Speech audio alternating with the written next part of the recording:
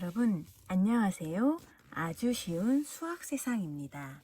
오늘은 식진법과 자리값에 대해서 알아보려고 해요. 어른들에게는 너무나도 쉽고 당연한 그 개념인데요.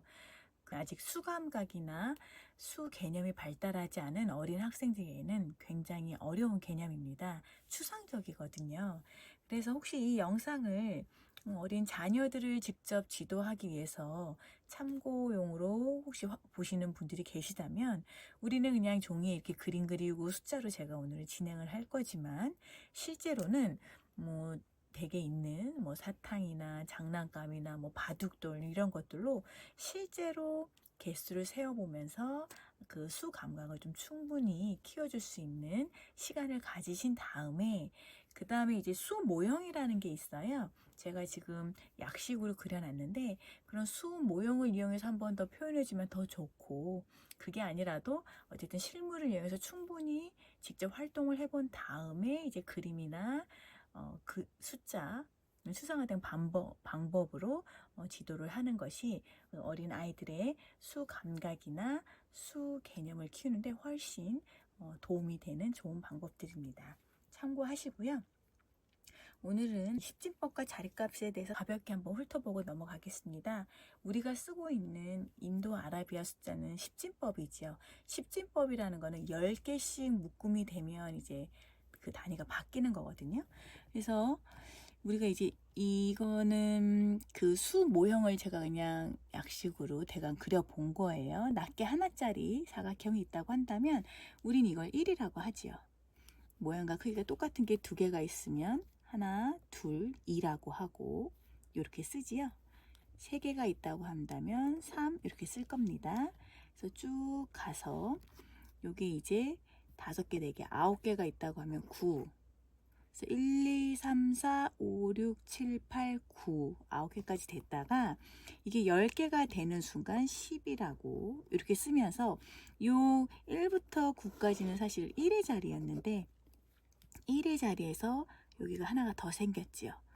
여기는 1의 자리고 이 앞에는 뭐가 될까요? 10의 자리가 됩니다. 그래서 똑같은 1이지만 요 앞에 있던 요 1은 사실은 요 뒤에 있는 자리에 여기에 들어가는 거잖아요. 그래서 숫자가 어디에 쓰이느냐에 따라서 같은 숫자지만 다른 양을 나타내지요. 요 1은 요 낱개 하나였지만 요 10의 자리에 쓰여진 요 1은 이게 낱개가 10개나 있는 거거든요. 그래서 10개가 됐을 때 우리는 요걸 10이라고 칭하고 요거를 한 줄로 딱 묶어 놓은 게 요겁니다. 수막대. 그래서 수막대 모형으로 이제 요 교구를 활용하면 좋은 게 이게 가시적으로 눈에 잘 보여서 도움이 되는데요. 나중에 요 과정이 실물이 넘어가고 나면 이렇게 그림으로도 표현할 수 있습니다. 그래서 요 10개짜리 낱개 사각형들을 한 줄로 쭉 붙여 놓은 게 이제 심 모형이라고 하죠. 우리가 일반적으로 교과서에 나오는 것들입니다. 심 모형이라고 하고 이 막대기 안에는 요 낱개 모형이 10개가 들어가 있는 거예요. 그 다음부터는 표시는 하지 않았는데 이 심 모형이 하나가 있으면 마찬가지로 10이었죠. 그러니까 이게 한 개짜리 낱개가 10개가 있으니까 이제 1에서 10으로 변했습니다. 단위가. 그 다음에 이 심 모형이 2개가 있으면 20이 되겠지요. 심 모형이 3개가 있으면 3이 아니라 30이 될 거고요. 쭉 가서 심 모형이 9개가 있으면 9가 아니라 90이 되겠지요. 심 모형이 10개가 있으면 뭐가 될까요? 100이 됩니다. 1이 10개가 있으면 이제 10이 됐고요. 10이 이제 10개가 있잖아요. 그럼 이제 100이라는 숫자가 변하는 거고 요 10개 심 모형 심 모형 막대기를 10개를 쫙 붙인 게 이렇게 100 모형 판이 되는 거예요. 이거는 우리가 100이라고 하죠. 그래서 이 100이 마찬가지로 그 다음부터 제가 자세하게 표시는 안 했어요. 대강 그리느라고. 근데 100 모형판이 하나가 있으면 막대기로 쭉 붙인 거죠. 10개씩 10줄로 붙인 겁니다. 하나가 있으면 100이고 2개가 있으면 200이 됩니다. 그렇죠? 낱개가 하나가 있을 때는 1, 2개가 있으면 2였고 심 모형이 하나가 있으면 10, 2개가 있으면 20이었는데 이제는 이게 10개씩 묶여져서 100 모형이 하나가 있으면 100, 2개가 있으면 200, 3개가 있으면 300이 되겠죠? 마찬가지로 100 모형이 9개 있으면 900이 될 겁니다. 그리고 10개가 있으면 이번에는 1의 자리, 10의 자리, 여기 나왔던 거는 100의 자리가 처음에 등장한 거죠. 이 100의 자리에서 여기는 이제 뭐가요? 100이 10개가 있으면 1000이라고 하는 새로운 숫자가 나왔죠. 여기는 1000의 자리가 될 겁니다.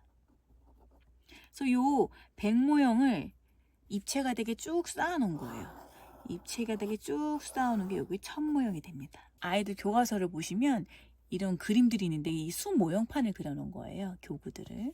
그래서 100 모형 판이 10개가 이제 판이 이렇게 10개가 쌓인 거죠. 그러면 요 정육면체 하나는 1000을 나타내는 것이 됩니다. 이런 식으로 계속 이제 숫자가 늘어나는 거죠. 그래서 10개씩 묶음이 되면서부터 이제 새로운 자리값을 갖게 되는 걸 우리가 십진법이라고 할 수 있습니다.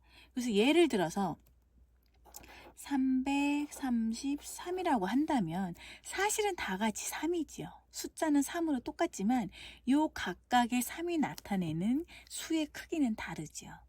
여기에 있는 요 3은 1의 자리 숫자 3이지요. 그러니까 요 낮게 1이 3개가 있다는 겁니다. 그죠?